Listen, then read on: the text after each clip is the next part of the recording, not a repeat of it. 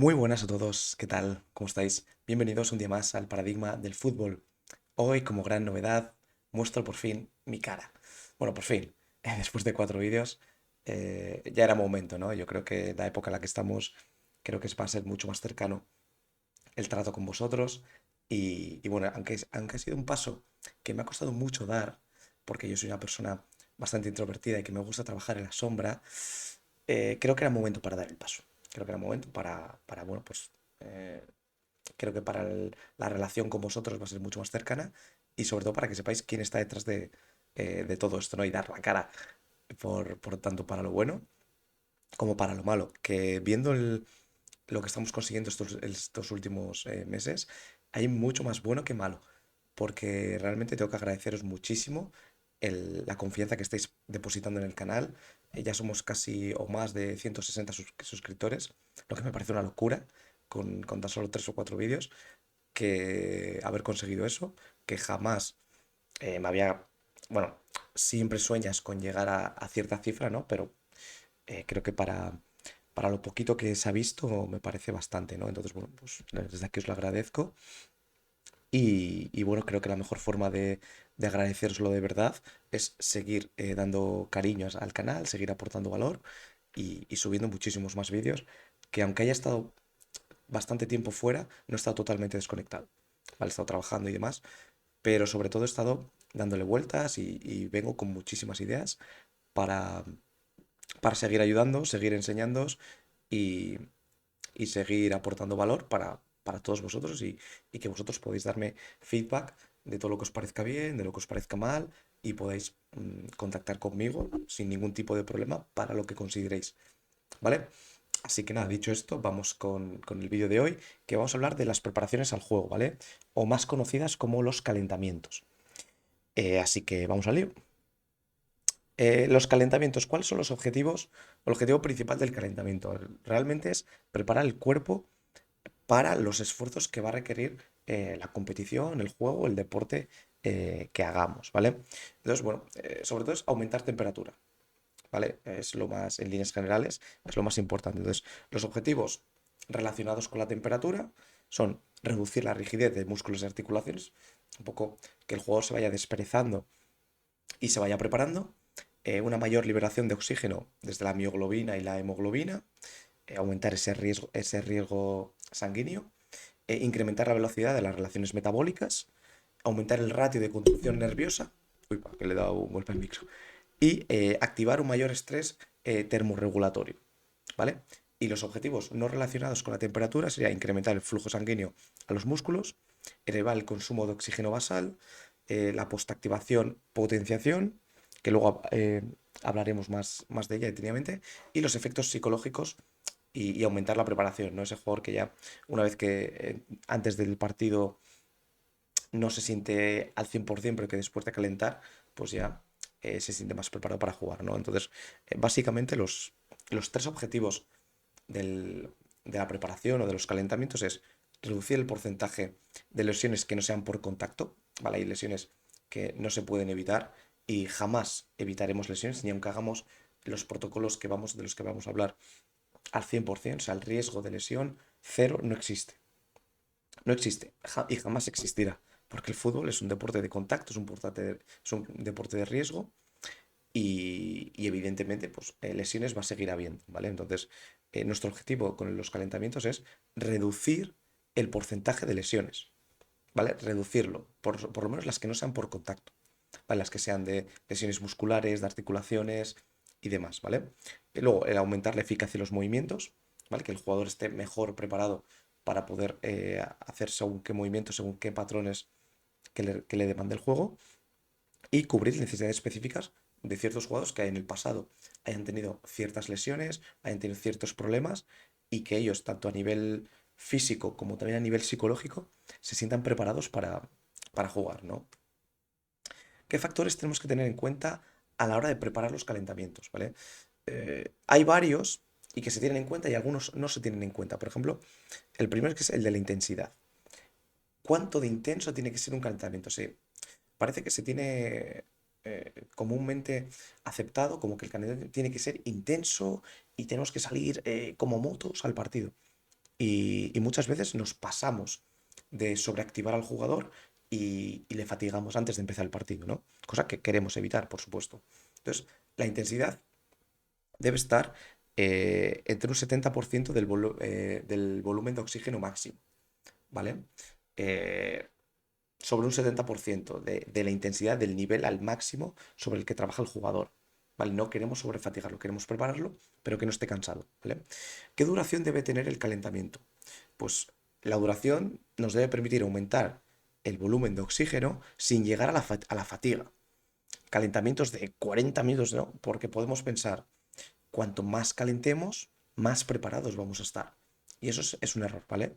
Es un error pecar por defecto, calentar 2 minutos, 5 minutos, 10 minutos, porque el jugador no va a estar suficientemente acondicionado para poder jugar, pero también es un error pecar por exceso de tiempo, ¿no? Entonces, el- lo óptimo es entre 20 y 25 minutos.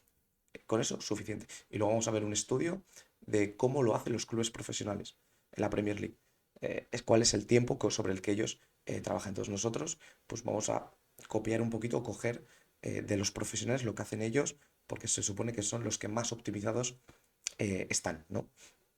Y luego la recuperación. Es muy importante que demos el espacio al jugador y tiempo para que recupere sobre ese calentamiento para después iniciar el partido, ¿vale? Por lo tanto, eh, y que esa recuperación no sea excesiva, que muchas veces eh, paramos de calentar y hasta que inicia el partido han pasado 10 15 minutos, entonces el juego se ha enfriado, ¿sí? Entonces, eso también tenemos que evitarlo, ¿vale? Entonces, evitar un descenso del volumen de oxígeno máximo por debajo del base. O sea, es decir, que el jugador entra al campo por encima de un 70% de su máximo, ¿vale? No por debajo, porque entonces entraría frío al partido, ¿vale? Y luego, pues la especificidad, ¿vale? Que es una activación de fibras musculares específicas, que ayude a la preparación psicológica al jugador, que sea la activación del sistema nervioso central y las respuestas neuromusculares específicas, que no hagamos un calentamiento de voleibol si vamos a hacer fútbol. Yo he visto entrenadores que hacen calentamientos cogidos de otros deportes y los llevan al fútbol.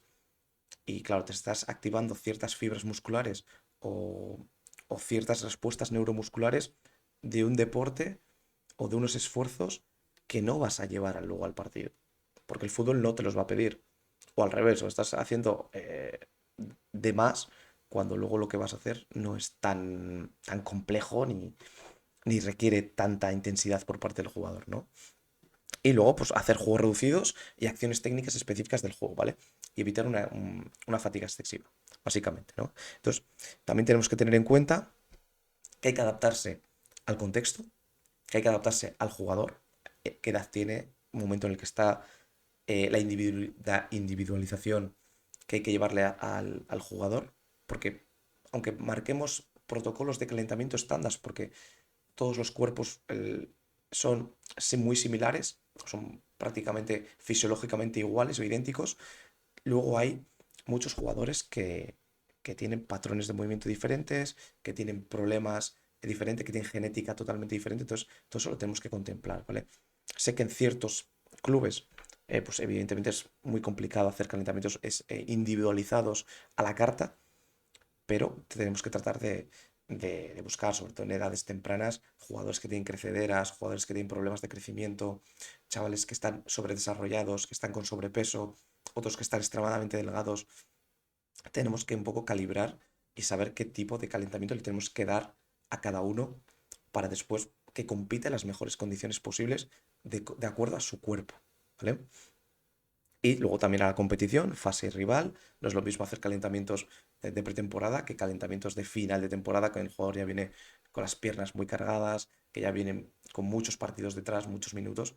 Y evidentemente los calentamientos que tenemos que hacer tienen que ser diferentes, ¿no? Y luego al entorno, que esto muchos lo tenéis controlado. Cuando hace más frío, calentamos más tiempo, que también es un error, ojo, ¿eh? Hay que tener en cuenta que no porque haga más frío hay que calentar más, que no porque esté lloviendo tenemos que hacer cosas locas, ¿no? También tenemos que tenerlo en cuenta, evidentemente no es lo mismo calentar a 40 grados en verano que calentar a 10 grados lloviendo en enero, ¿no? Entonces lo tenemos que controlar. ¿Qué se hace hoy en día? ¿Vale? Esto es lo que un estudio de Toslow, Midgley y Lowell del 2013, que bueno, que del 2013 a hoy, sobre todo con el tema de la pandemia, que cambió muchísimo los patrones de calentamiento, cambiaron, no mucho, cambiaron ciertas cosas, ¿no? Esto habrá variado, pero por lo general, bueno, ya veis, se hubo una duración media de 30 minutos, una desviación típica de más o menos 8 minutos de diferencia. Bueno, equipos que entraron 38 minutos, casi 40 minutos, es una locura, o sea, una locura. Pero bueno, luego entre activación y partido, esa fase desde que el jugador deja el terreno de juego, se va a vestuario, se cambia, se pone espinilleras, esparadrapo, tal, se peina, no sé qué, hasta que vuelve, hasta que el árbitro pita el inicio, que si el pasillito, que si los himnos, que si todas esas cosas. Media de 3, perdón, media de 12,4 minutos. Fíjate la diferencia que hay desde que el jugador termina hasta en 12 minutos, el jugador se enfría. Se enfría. Entonces, eso lo tenemos que tener bastante controlado, ¿no? Y luego un recalentamiento, que es después del descanso, el jugador sale y inicia la segunda parte, 2,6 de media. O sea, es que en 3 minutos casi no es ni calentar, no te da ni tiempo a reactivarte, ¿no? Después de 15 minutos de parón del descanso, ¿no? Que llegas al vestuario, te sientas, bebes agua, te enfrías, bajas pulsaciones. Son cosas que tenemos que tener en cuenta, ¿no? Y errores comunes, ¿vale? Esto es, aquí pillaremos, yo también los he cometido y los sigo cometiendo, o sea que es algo que tenemos que tener en cuenta y tenemos que seguir trabajando día a día, ¿no? Por ejemplo, es fatigar en exceso al jugador, reduciendo los niveles de glucógeno, metemos tralla, mucha intensidad, eh, y eso, pues, estamos calentando, no estamos aún iniciando el partido. Sí que es verdad que a nivel psicológico podemos pensar que cuanta más caña le metemos al jugador y más intenso seamos, mejor vamos a salir. Y muchas veces se produce el efecto contrario, ¿no? Cuanta más caña metemos al jugador, sale más fatigado al campo, por lo tanto, su respuesta es peor a la hora de competir en esos primeros minutos. Hasta que se adapta, pero pueden tardar 10, 15 minutos hasta que el jugador ha entrado en esa fase de ya bajo pulsaciones, ya vuelvo a estar en mi estado óptimo y puedo competir, ¿no? También priorizamos muchas veces la información verbal sobre el calentamiento, los entrenadores ra, ra, ra, ra, y que gritamos, que estamos por encima, que damos muchas correcciones, que hablamos mucho, y no estamos dando tiempo al jugador a que corra, a que juegue, a que haga, simplemente porque nosotros le paramos, le corregimos, tal, y ahí conseguimos que el jugador se enfríe otra vez, ¿no? Y pasa también en entrenamientos, ¿eh? Eso también hay que tenerlo en cuenta para los entrenamientos, ¿no? Luego también permitimos que los jugadores no titulares hagan lo que quieran. ¿Cuántas veces hemos visto en los campos de fútbol que jugadores suplentes se ponen a tirar faltas, a tirar penaltis, a, a irse a la grada a tomarse un café, a tal? Entonces, eso también lo tenemos que tener control. ¿Por qué? Porque en cualquier momento del calentamiento, un jugador inicial se puede romper, puede sentirse mal, puede vomitar, puede cualquier historia, no puede, y se puede sentir en no disposición para jugar, y un jugador suplente tiene que entrar en ese calentamiento. Igual tiene 15 minutos para calentar y entrar como titular, ¿no? Entonces, eso también lo tenemos que tener bajo control, aunque muchas veces no lo hacemos, ¿eh? Y yo el primero. Y luego, también no controlar los juegos de banquillo, sus activaciones, llegando a jugar sin calentar, ¿no? Muchas veces pasa que damos las órdenes, hacemos los cambios y mandamos a calentar a la banda a 4 o 5 jugadores, o a 3, bueno, que dejan en banda, a 2 o 3 jugadores, y no controlamos el tiempo, estamos pendientes del partido y en 3 minutos les volvemos a llamar y no han calentado, no han hecho nada, o los dejamos ahí toda la segunda parte calentando y no hacen nada, no se están así media hora estirándose, apoyados en la valla. Eso también lo tenemos que tener controlado. Si no es a través de nosotros como primer entrenador, a través de un preparador físico, a través de un segundo entrenador que tenga eso bajo control, ¿no?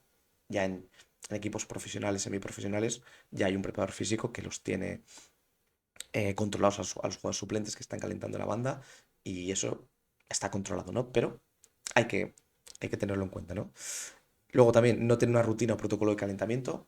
Con esto me refiero a que no haya calentamientos, que mucha gente, prácticamente todos los equipos calientan y hacen buenos calentamientos, pero no tener una rutina específica para cada día. Veo que se hace el mismo calentamiento todos los días de la semana. Da igual la tarea específica que se haga, da igual el día de la semana en la que estemos, da igual la fase en la que estemos de la temporada, da igual, siempre es el mismo calentamiento. Y, Y no debería ser así. ¿Por qué? Pues porque cada sesión de entrenamiento es diferente. Cada tarea que vamos a hacer en la sesión es diferente. Entonces, los días de tensión, los días de fuerza, el calentamiento deberá ir dirigido a esa sesión de fuerza. Los días de velocidad, el calentamiento debe ir dirigido a la sesión de velocidad. Entonces, eso es algo que tenemos que tener controlado y preparar protocolos de acuerdo a cada sesión, a cada día de la semana. ¿Vale? Eso tenerlo muy en cuenta. Y no individualizar el calentamiento. No hacer planes preventivos, no tener en cuenta lesiones previas de los jugadores, no tener en cuenta las rutinas propias que tengan los propios jugadores, que vengan, hay jugadores que se sienten muy cómodos viniendo a primera hora, estando en el gimnasio y machacarse una hora antes de entrenar. Y ese jugador no puede calentar lo mismo, ni hacer el mismo tipo de calentamiento que un jugador que ha venido hace 5 minutos, que se ha cambiado tal y se ha puesto a entrenar.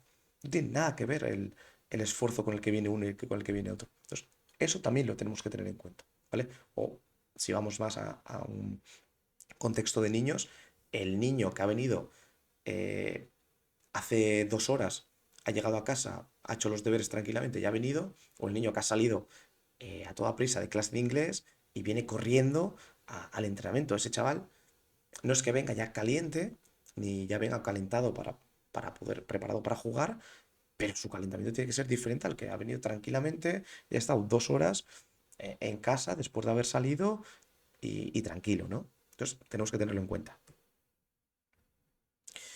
Y vamos a hacer ya a partir de aquí mi propuesta de calentamiento, como los hago yo, como los hacemos en los clubes, y vamos a clasificarlos, ¿vale? Nosotros clasificamos las preparaciones en 4 categorías, en función del día al que correspondan. Un calentamiento para el día de tensión o para el día de fuerza, un calentamiento para el día de duración o día de resistencia, un calentamiento para el día de velocidad y otro calentamiento para el prepartido y para el re-warm-up, ¿vale? Para el inicio de la segunda parte. Esos son los 4 protocolos que tenemos para los calentamientos. Uno para cada día y el prepartido, ¿vale? Y a su vez dividimos las preparaciones en 4 fases, con una duración de entre 20 y 25 minutos. Aquí os he puesto una aproximación, ¿vale? De cuántos minutos debe ser. Que por ejemplo la primera fase hablamos de movilidad articular, más o menos 8 minutos, que la movilidad articular normalmente se hace en esos círculos o en 2 filas de brazos, de tobillos, de no sé qué. Bueno, hace 20 años, hace 30 años, eso podía valer, hoy en día ya no vale. Hoy en día ya tenemos que ser bastante más concretos y bastante más específicos con los calentamientos, con la movilidad y con los esfuerzos que va a requerir en las articulaciones, ¿vale? Luego la segunda fase es de preparación al movimiento, unos 5 minutos, que son toda la técnica de movimiento, todo el tipo de carreras que hay, carreras frontales, laterales, diagonales, etc., los diferentes planos, en el frontal, en el lateral y en el sagital. Y luego la tercera fase, una activación técnica, aquí yo le meto más porque aquí es donde ya vemos los esfuerzos específicos del fútbol, vemos el tipo de los juegos reducidos que tenemos que hacer en función del día en el que estamos, la activación de las acciones técnicas que va a desempeñar el jugador por posición, porque no es lo mismo las acciones técnicas que hace un central con las acciones técnicas que hace un lateral derecho, aunque sean defensas, pero no son las mismas acciones técnicas, ni las mismas orientaciones, ni los mismos giros, ¿vale? Entonces, esas cosas las tenemos que cuidar, ¿no? Es darle mucho a la cabeza, no tiene más esto, es pensar qué esfuerzos va a tener mi delantero, qué esfuerzos va a hacer mi centrocampista, qué esfuerzos va a hacer mi pivote derecho y mi pivote izquierdo. ¿Son los mismos? Bueno, diferentes. Y además pensar, uy, perdón, además pensar mi pivote derecho, 1,80 m, más lento, más torpe, con problemas de rodilla, no va a tener el mismo caleta que mi interior izquierda, más bajito, 1,70 m, más rápido, ha tenido problemas de isquios. No es totalmente diferente el calentamiento que hay que hacerles, ¿vale? Aunque los dos juegan en el centro del campo, ya, pero es diferente, ¿vale? Y luego una activación neural de 2 minutitos ya para ir listos, ¿vale? Primera fase, la movilidad articular. ¿En qué dos aspectos la dividimos, ¿vale? La primera, la liberación miofascial, que esto es simplemente para jugadores ya con un cierto bagaje y cierta tralla en cuanto a cierto currículum, en cuanto a lesiones, ¿vale? Y a protocolos de prevención, ¿vale? Que es simplemente relajar y quitar eh, tensión previa a la musculatura, ¿vale? Solo los jugadores que lo necesiten.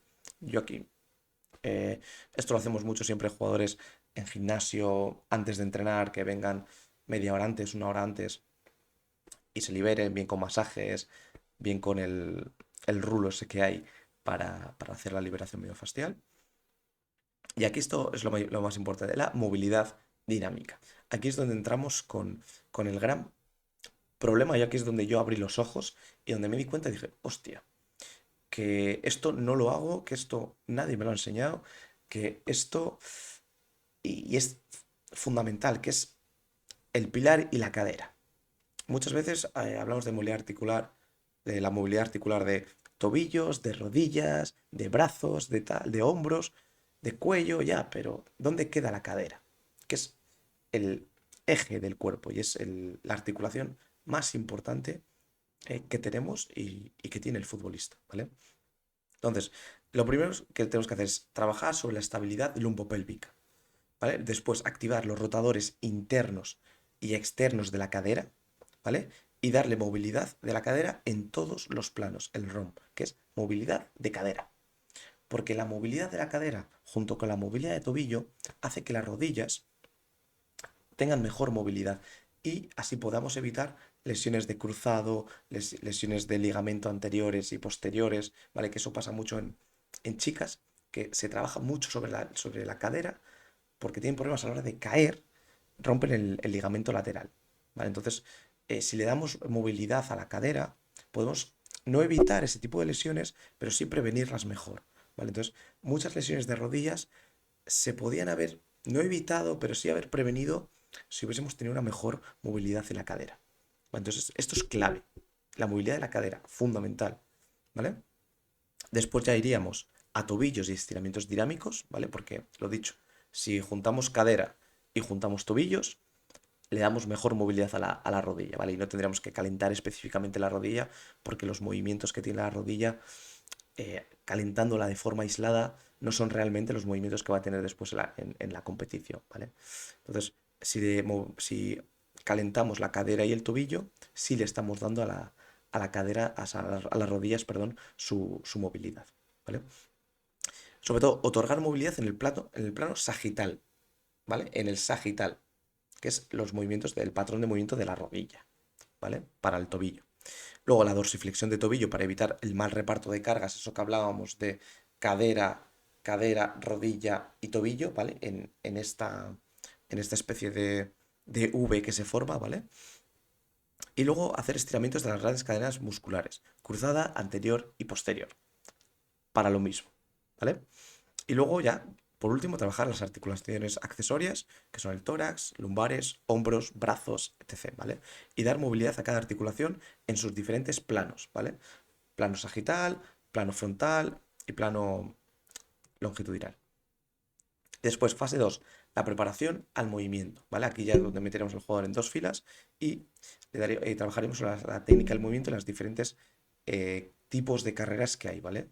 Trabajaremos sobre coordinación general de desplazamientos en los planos frontal, lateral y multidireccional, ¿vale? Con carrera frontal, carreras laterales, carreras de espaldas y carreras de cambios de dirección, ¿vale?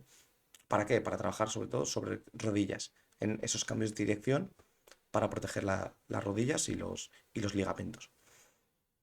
Y pues, después trabajaríamos sobre aceleraciones y desaceleraciones. Y esto, que es la capacidad de acelerar en el mínimo tiempo posible y frenar. Frenar. Que en el fútbol no se trabaja la frenada, no se entrena. Y es algo fundamental porque luego en el partido hay más aceleraciones y frenadas que sprints de máxima velocidad. No existe, bueno, prácticamente no existen sprints de más de 30 y pico kilómetros por hora. Se pueden dar dos o tres de ciertos jugadores, pero por lo general lo que se dan son cambios de dirección, aceleraciones y desaceleraciones. Y lo tenemos que trabajar en el plano lineal. Ir y frenar. 3 metros de carrera y pum, frenar. Frenar en seco, en seco. No acortar pasos ni dejarse llevar. Que muchas veces lo que más veo son equipos que salen dos filas al ya, a chocar la mano con el entrenador y acelerar y frenar y dejarse llevar. Y no frenan y no se trabaja sobre el frenar, sobre el frenar y volver a arrancar y cambiar de dirección. Y eso luego es lo que se da en el fútbol. El frenar, cambio de dirección, freno, vuelvo hacia atrás, me giro. Y es lo que se da. Y ahí no se trabaja y donde se sufre muchas de las graves lesiones que hay, ¿vale? Y por último, cambios de dirección y de ritmo, ¿vale? En 90, 180 y 270 grados. Bien, en el plano multidireccional. Es decir, voy, giro, roto y ahí es donde acelero en diagonal hacia el otro lado, ¿vale? Muy importante esto. Después hacer una activación técnica que aquí podéis hacer en los ejercicios, las tareas que os den la gana, ¿vale? Siempre y cuando estén relacionadas con el juego, ¿vale? Aquí es donde metemos balón y aquí yo, por ejemplo, yo tengo una rueda de pases y una rueda de tercer hombre, que al final es donde el jugador trabaja más sobre el pase porque es la acción técnica que más repetimos en nuestro juego. Bien, después pasaríamos a un juego reducido, que sea un juego reducido mediano, que es el 4 contra 4 más 3 famosísimo de Guardiola, que se hace ese 7 para 4 que se hacen dos jugadores por fuera, o sea, cuatro jugadores por fuera, tres comodines y cuatro por dentro. Yo lo hago porque me da, son 11 jugadores, 11 titulares, meto los titulares en la misma tarea, pero vale un 5 para 5 vale un 4 contra 4 más 2 si no metéis al portero, vale cualquier posesión que hagáis que simplemente demos esas situaciones de duelo, situaciones de chocar, de, de tener balón, de presionar, etc. ¿Vale? Y luego evoluciones del juego. 5 para 5 y unos contra unos, 2 contra 2, 3 contra 2. Aquí, sobre todo, buscar velocidad. ¿Vale? Tareas donde se trabaje la velocidad. Donde haya ya sprints, donde haya que idas y vueltas, haya transición, ¿vale? Porque ya queremos meter al jugador en el partido, ¿no? Y por último, acciones técnicas específicas por parejas. Cambios de dirección, maniobras y regates. Y aquí es lo que hablaba de el tipo de acción técnica que hacen los laterales, pues pongo a los laterales juntos y que trabajen sobre los regates o sobre las acciones, el tipo de pase que tiene que dar, el tipo de conducción que tiene que hacer, lo mismo para los centrales, para pivotes, delanteros, remates de cabeza, llegadas al primer palo y rematar un toque. Ese tipo de acciones que después se van a llevar, ¿no? Juego de espaldas del delantero que viene a recibir, protege y juega por parejas, ese tipo de acciones donde ya busquemos que el jugador se sienta cómodo, ¿no? Y por último, una activación neural con trabajo de pliometría de salto, de máxima fuerza de salto, y salir con el CMJ y el CA, que son salidas, sprints de máxima potencia, ¿vale? Y en progresión. Y luego el PO, que es máxima velocidad en el mínimo tiempo posible, con mucha frecuencia de pies y una velocidad de reacción de menos de 5 segundos, donde el jugador tenga que salir ya preparado para el partido, ¿vale? Y luego hablaríamos de un re-warm-up, que es de qué hay que hacer después del descanso, después de esos 15 minutos de descanso, el jugador ha parado, se ha sentado y al sentarse se acortan los isquios, no llega tanta sangre a la zona de los isquiotibiales, del bíceps femoral y demás. Entonces ahí el jugador pierde capacidad de sprint, que es lo más importante, que es lo que aquí hablamos, que el descenso de temperatura se correlaciona con la disminución del rendimiento al inicio de las segundas partes porque se pierde la capacidad de sprint, ¿vale? Muchas veces hablamos de que el ritmo baja al inicio de las segundas partes y tal, después del descanso, porque se pierde esa capacidad para sprintar, porque el jugador ya al descanso se sienta, se enfría, al sentarse la sangre llega menos a la zona de los isquios, que es y a la zona de los bíceps femorales, que son los que luego tienen que dar el pum para poder salir. Y hay muchas lesiones a inicios de segundas partes por eso. Porque un jugador se enfría, no hace el re-warm-up, sale a la segunda parte y el primer balón, ¡pum! Un cambio de dirección y, y tienes que sprintar a tu máxima velocidad y ¡pum! Y es donde partes, en la parte de atrás, ¿no? Esas roturas o micro roturas que hay en los bíceps femorales suelen ser a inicios de las segundas partes por este tipo de motivos, ¿no? Entonces, por lo tanto, nuestro trabajo es en acortar la charla, ¿vale? Sé que es lo más difícil, pero ahí tenemos que acortar esos plazos de charla. ¿Para qué? Para dar más tiempo al jugador a que caliente, a que recaliente, con movilidad dinámica, incidir en los isquios, ¿vale? Con aceleraciones y desaceleraciones, precisamente para eso, para reactivar al jugador a que acelere y sprinte, ¿vale? O por lo menos inicie ese sprint y luego vuelve a frenar en seco. Y luego con el PAP, que es potenciación post-activación, con trabajo de pliometría, con trabajo de explosivo, de máxima fuerza, en salto, para poder trabajar bien esos isquios y estar preparado para la segunda parte, ¿vale? Y con esto, pues, terminaríamos el vídeo de hoy. Espero que os haya gustado, espero que os dé que pensar. Y si tenéis cualquier duda o cualquier sugerencia o demás, pues aquí estamos. Y espero que los vídeos sigan teniendo la misma aceptación que están teniendo, porque la verdad que yo estoy encantado.